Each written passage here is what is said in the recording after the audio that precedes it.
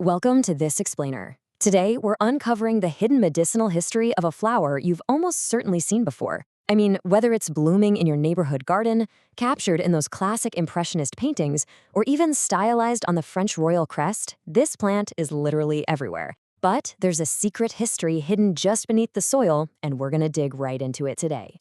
Okay, just picture a vibrant, gorgeous iris garden in full bloom. It's a striking visual, right? Well, what if I told you that this stunning garden flower is actually a 2,000-year-old medicine? No joke. From ancient Greece all the way to modern herbalism, the iris has been prized for way more than just its good looks.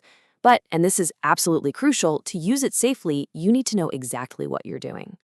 So here is our roadmap for today's explainer. First, the hidden medicinal iris. Then, identifying safely, followed by the magic of Orris root. After that, we'll get into brewing a respiratory tea, and finally, safety first. Let's jump into part one, the hidden medicinal iris. 300 species, one rainbow goddess.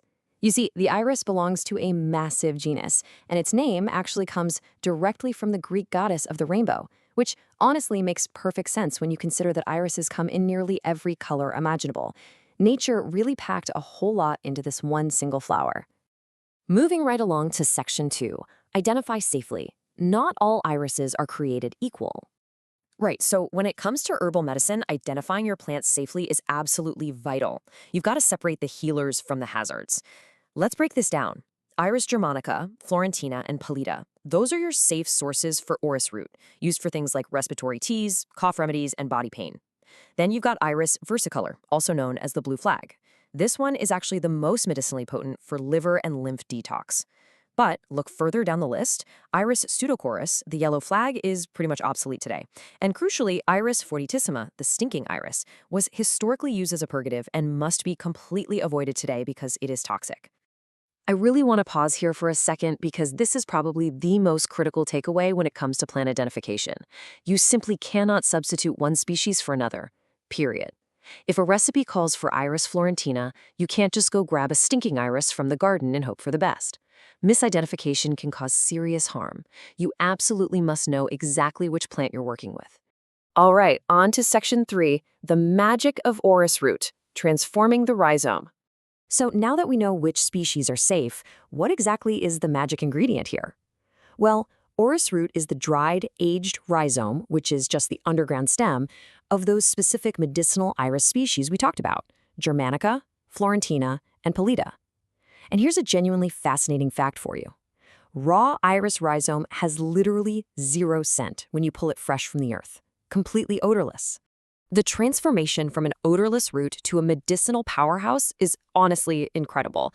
But let me tell you, it requires some serious patience.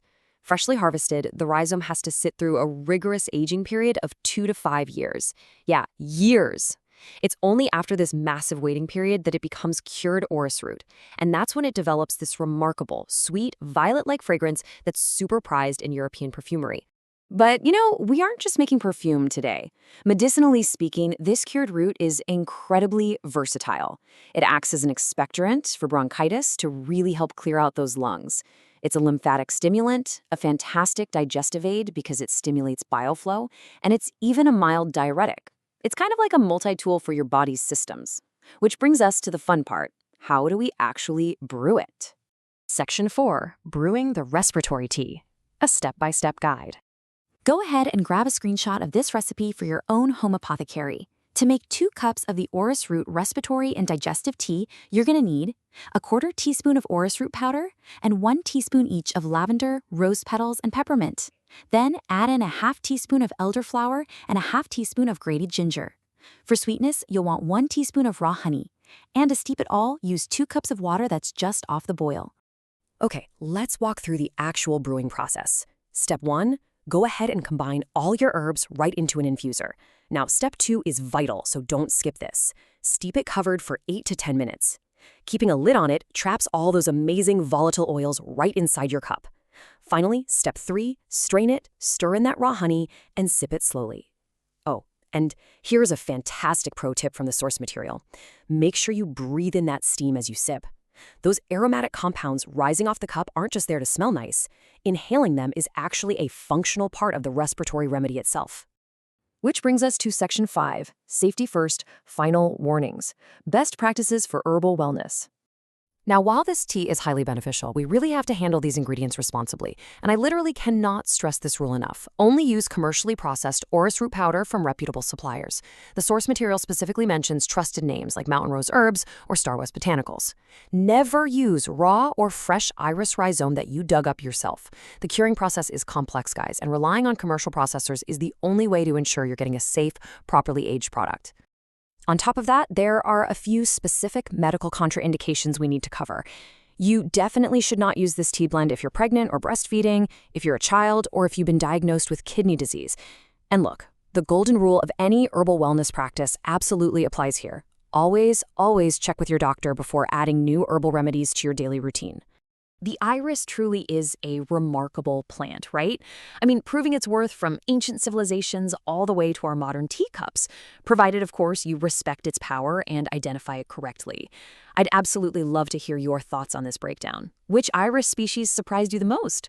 Was it the toxic, stinking iris, or maybe the incredibly potent blue flag? Let us know, and make sure to tune in next time for a brand new explainer. See you then!